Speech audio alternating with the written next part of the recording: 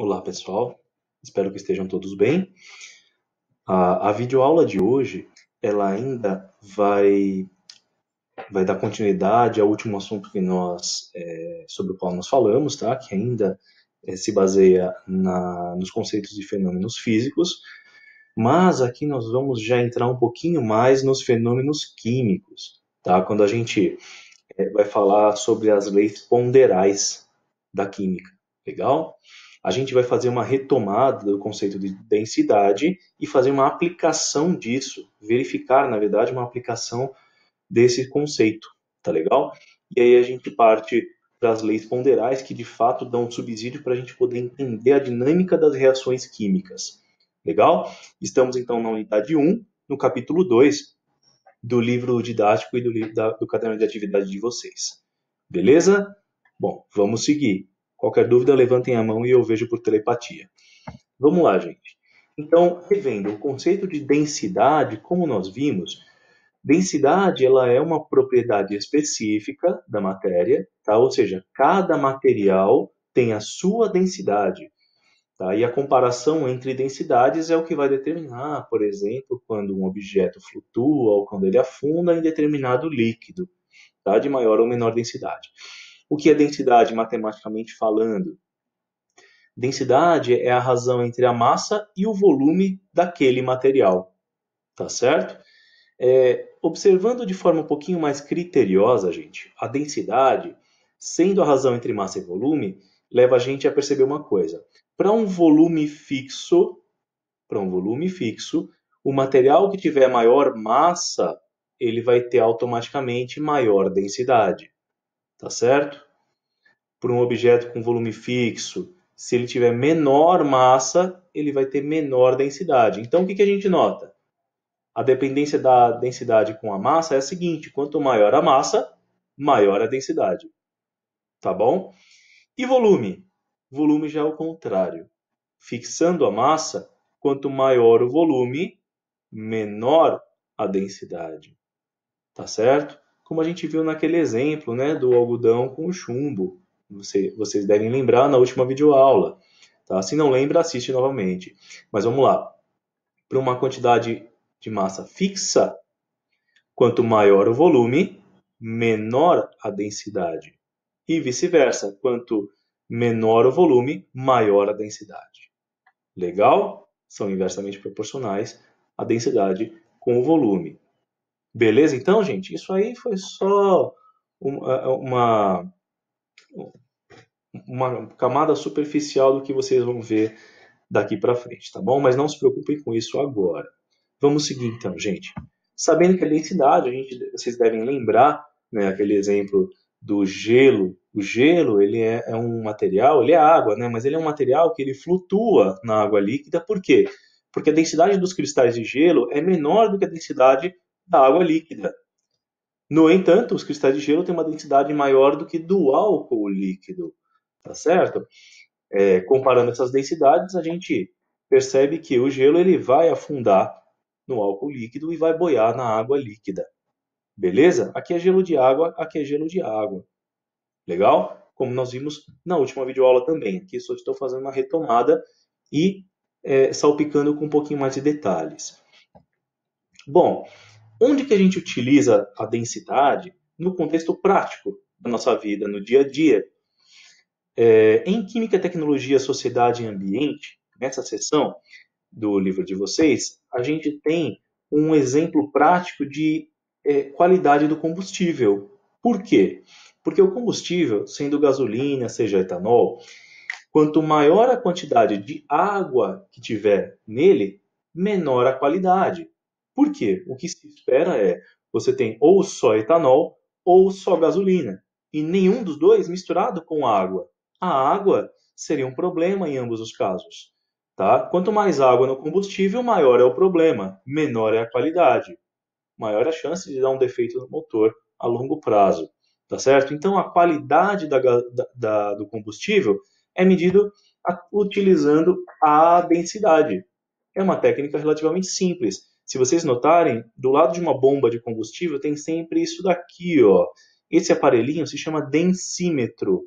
Ele está imerso quantidade de combustível e a partir dali dá para medir a densidade da mistura. Que mistura? Combustível mais o que ele tiver de resíduo de água. Se essa densidade estiver fora do padrão, é porque o combustível está fora do padrão e ele é adulterado e, portanto, é de má qualidade. Tá certo? Então, a densidade que verifica essa qualidade é uma aplicação muito útil. Tá? Nesse desenho tirado do livro de vocês também, ele mostra também o seguinte: como a gente já tem uma ideia das densidades desses materiais, aqui a gente vai excluir o gelo, tá? Água e álcool, por exemplo, aqui vamos só comparar o etanol como combustível, tá? O que acontece? Quanto mais água tiver, mais próximo de 1 grama por mililitro vai ser o valor da densidade da mistura entre água e álcool. Quanto mais álcool tiver, mais próxima a densidade da mistura estará de 0,8, que é a densidade do álcool puro. Tá certo? Se tiver mais água, a densidade se aproxima da água, da densidade da água. Se tiver mais álcool, a densidade se aproxima da densidade do álcool.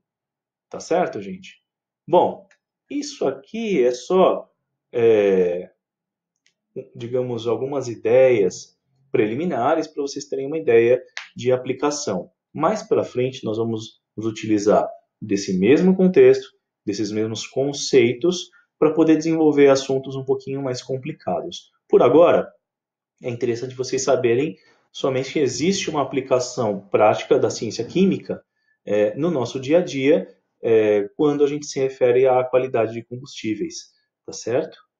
Bom, passando isso, vamos seguir. A gente precisa começar a trabalhar de forma um pouco mais rigorosa a questão das unidades de medida dos valores que a gente representa, das grandezas químicas ou físicas que a gente estiver se referindo. Tá? Como está no livro de vocês, medir uma grandeza física significa comparar suas medidas com outra medida. Cara, não entendi. Vocês já vão entender quando a gente falar de conversão de unidades, tá certo?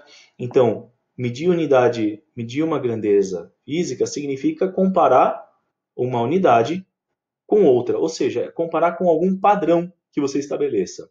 Legal? Por exemplo, medir o tamanho do seu caderno com uma régua, você está comparando o tamanho do caderno com o tamanho da régua. É simples o conceito, mas ele se estende para várias grandezas físicas, uma mais complicada do que a outra. Aqui estamos utilizando de modelo simples, mas que serve para a gente entender os próximos, tá? Legal, gente? Então vamos entender direito isso. No livro de vocês ainda tem essa tabela imensa de grandezas físicas, como massa, pressão, volume, temperatura, comprimento, densidade, e respectivas comparações entre unidades de medida, tá vendo? Desculpa, esses respectivos símbolos e nomes. Mas o interessante notar é que a solução mais simples para a gente poder converter uma unidade na outra é a regra de 3. Legal? Então a regra de 3 em química vai fazer milagres para vocês. Quando precisarmos fazer isso. E nós vamos fazer. Já, agora, na verdade. Então vamos lá, para a parte prática. Vamos praticar um pouquinho dessa conversão. Na verdade, nós já sabemos fazer, tá? Só precisamos entender como colocar isso no papel. Vamos lá.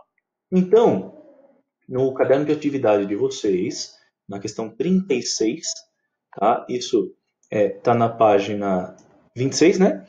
A questão 36 ela propõe o seguinte: podemos transformar uma unidade de medida em outra, tá? Conforme a conveniência, podemos transformar centímetros cúbicos em mililitros e vice-versa. A seguir, faça as transformações indicadas. Para começar, gente, centímetro cúbico e mililitros, se a gente recorrer à tabela aqui, olha lá, centímetros cúbicos e mililitros são unidades de que grandeza? Volume. Então, elas medem o quê? O espaço que um objeto, que um material ocupa. Tá? Certo? Então, gente, quando a gente fala 1 litro d'água, são 1000 mililitros, nós estamos falando de volume, o quanto aquela porção de água ocupa de espaço. Legal? Bom, vamos lá. Primeiro item que a questão propõe: converter 200 centímetros cúbicos em mililitros. Como a gente faz isso? Bom, lembrando da coisa mais fácil do mundo, vocês precisam memorizar muito bem. 1 centímetro cúbico de volume, cuidado, nós estamos falando de centímetros, estamos falando de centímetros cúbicos. É medida de volume, tá bom? 1 centímetro cúbico de volume equivale a 1 mililitro. Gente, então fica fácil. Sendo assim, 200 centímetros cúbicos devem equivaler a 200 mililitros, por fatalidade. Tá certo? Então, gente, é tranquilo, é facinho. Vamos ver o item B. Ele propõe, vamos converter 5 litros em mililitros. Tá? Vamos lembrar, 1 litro, ele equivale a 1000 mililitros. Tá certo? Se a gente fizer uma adaptação aqui na escrita, 1000 mililitros, ele equivale a 1 vezes 10 ao cubo em mililitros. Né? O 1000 equivale a 1 vezes 10 ao cubo, certo? Então, normalmente a gente dá preferência para representar em notação científica ou utilizar em cálculos. Parece mais complicado, mas vocês vão ver mais para frente, pela aplicação, que isso só vai facilitar a vida de vocês. Portanto, se 1 litro equivale a 1000 mililitros, é 1 vezes 10 ao cubo em mililitros, 5 litros deve equivaler a 5.000 mililitros, e, portanto, 5 vezes 10 ao cubo mililitros. Tá legal? Tá aí a resposta. São 5.000... perdão, gente, aqui é mililitros, tá legal? Eu vou corrigir depois. Mas aqui são 5.000 mililitros. Beleza? Tá? Vou corrigir posteriormente. No item C, são 80 litros convertidos em centímetros cúbicos. Isso vocês já sabem fazer, eu tenho certeza. Mas vamos lá, vou fazer junto com vocês. 1 litro, nós já sabemos, equivale a 1000 mililitros. É 1 vezes 10 ao cubo em mililitros. Certo? Portanto, é 1 vezes 10 ao cubo centímetros cúbicos. São 1000 centímetros cúbicos. 1 litro são 1000 mililitros, que são 1000 centímetros cúbicos. Certo? Portanto, 80 litros deve equivaler a 80 vezes 10 ao cubo mililitros, que são 80 vezes 10 ao cubo centímetros cúbicos, certo? 80 litros são 80.000 mililitros, que são 80.000 centímetros cúbicos, certo? E para a gente escrever de uma forma mais bonitinha, fica 8 vezes 10 à quarta potência em centímetros cúbicos, certo? Bom, isso dá 80.000 centímetros cúbicos. 8 vezes 10 à quarta potência em centímetros cúbicos. Legal, gente? Beleza? Se não entendeu, volta o vídeo e assiste novamente. Mas é fácil. No item B, 1000 mililitros em litros. Esse é o mais fácil de todos, né? Se a gente sabe que 1 litro são 1000 mililitros, 1000 mililitros, quanto deve ser? 1 litro. Facinho, né, gente? Então, beleza. Aqui é só um pequeno exemplo bem simples de conversão de unidades de medida. Aqui nessa questão, propõe-se somente fazer conversão de unidades de volume.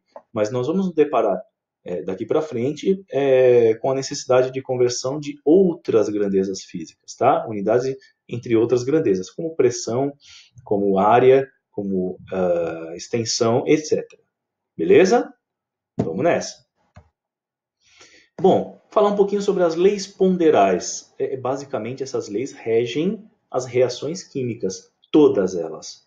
Todos os processos químicos são baseados fundamentalmente nas leis ponderais. Então, elas são super importantes. Mas, não quer dizer que sejam difíceis.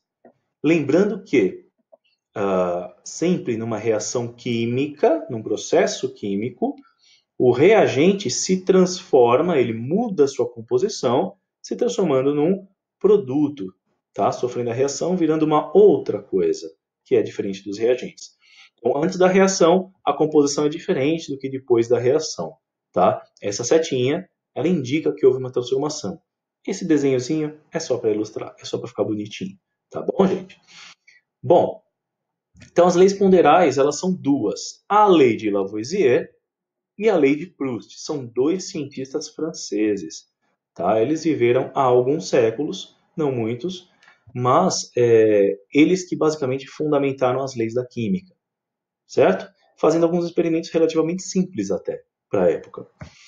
Bom, a lei de Lavoisier, o que ela diz? Ela também é chamada de lei de conservação das massas. O que ela fala? O que quer dizer isso? Estabelece que a massa total dos produtos, ou seja, do que é formado no final de uma reação, ela tem que ser igual ao total das massas de reagentes. Hã? Não entendi. Supondo aqui um recipiente totalmente fechado. Tá, isso é uma condição a mais. Vamos tentar entender. De forma simplificada é a seguinte. Imagina que você colocou aqui os reagentes para reagir num tubo fechado. Tá? Então você tem aqui uma solução de cloreto de cálcio, uma solução de sulfato de sódio. Misturou tudo, vai dar uma reação química, tá? Que vai gerar produtos. Se você pesar antes da reação acontecer, todo esse sistema, ele vai dar uma massa. Ah, é a massa dos vidros, é a massa da rolha e a massa dos reagentes. Legal. Deu aqui na balancinha 100 gramas antes da reação acontecer. Misturou, acontece a reação química e você vai lá, vai ter o mesmo recipiente, a mesma rolha, os mesmos vidros e não vai ter os mesmos reagentes, porque eles reagiram, formaram outra coisa, tá? Sofreu uma reação química. Então, o que formou? Formou um negócio chamado sulfato de cálcio, um dos produtos, e cloreto de sódio, ou mesmo sal de cozinha, tá? São duas substâncias formadas após a reação química.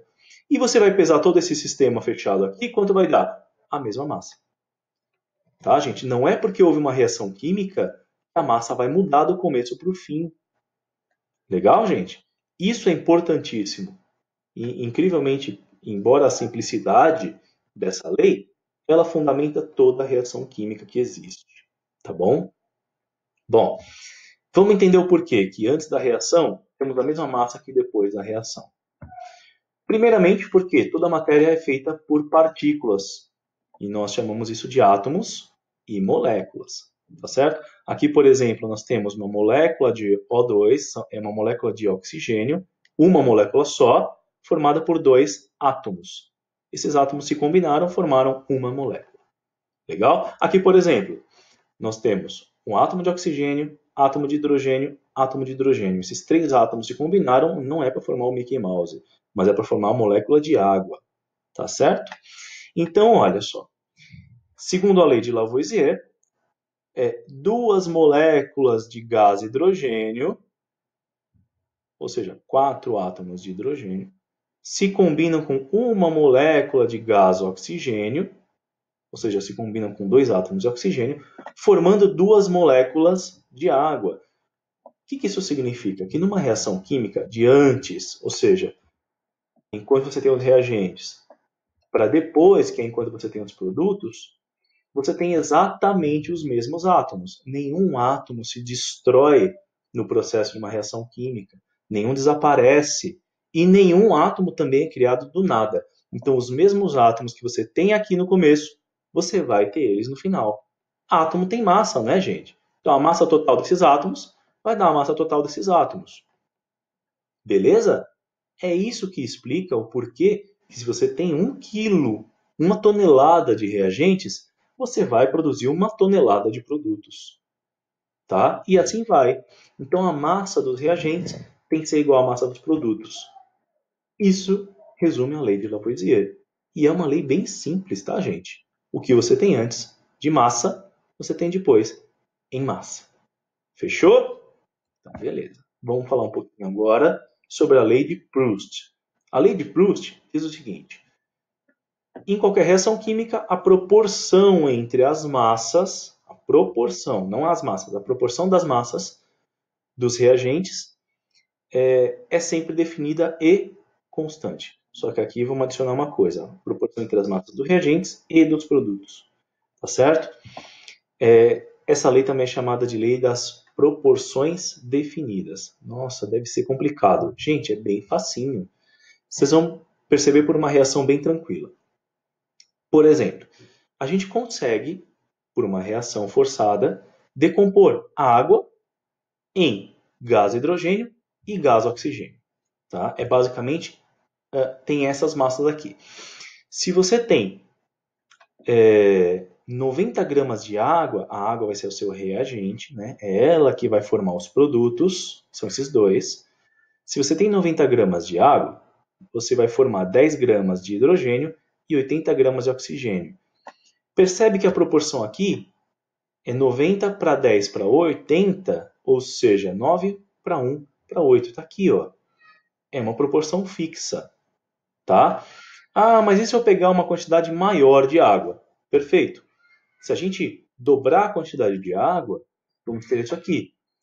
Só que olha o que aconteceu. 180 gramas de água vão fatalmente gerar 20 gramas de gás hidrogênio e 160 gramas de gás oxigênio. Ou seja, a proporção se manteve. Se você simplificar o 180 por 20 por 60, divide isso por 20, isso por 20 e isso por 20, ou seja, por um fator comum, você vai ter exatamente a mesma proporção. Tá certo? O que isso leva a gente a concluir? Que em qualquer reação química que existe, a proporção entre reagentes e produtos é sempre uma proporção definida. Não muda. Para uma mesma reação, a proporção é sempre a mesma, independente das quantidades. Tá bom? Beleza? Vamos seguir. Ainda segundo a lei de Proust, ela também está baseada na existência de partículas, átomos e moléculas. Tá certo? Então, por exemplo, se você tem aqui as duas moléculas de água, tá? Essas duas moléculas de água aqui pela equação química, elas vão se decompor em duas moléculas de gás hidrogênio e uma molécula de gás oxigênio. Tá certo? Ah, mas eu quero dobrar as quantidades. Perfeito. Vamos dobrar as quantidades, são 4 moléculas de água, vão formar 4 moléculas de gás hidrogênio e 2 moléculas de gás oxigênio. Ou seja, a proporção ainda assim se manteve. 2 para 2 para 1. 4 para 4 para 2 é o mesmo que 2 para 2 para 1. Legal, gente? É só comparar. Você vai perceber facilmente que a proporção permanece. Legal, então? Facinho, né? Bom, gente, esse assunto das leis ponderais nós vamos discutir ainda um pouquinho mais na próxima aula, legal? E vamos também trabalhar a resolução de exercícios em cima disso. Beleza, gente? Bom, eu agradeço a atenção de vocês, espero que tenham gostado e entendido e que a força esteja com vocês, gente. Bom estudo para todos e até a próxima aula. Valeu, gente!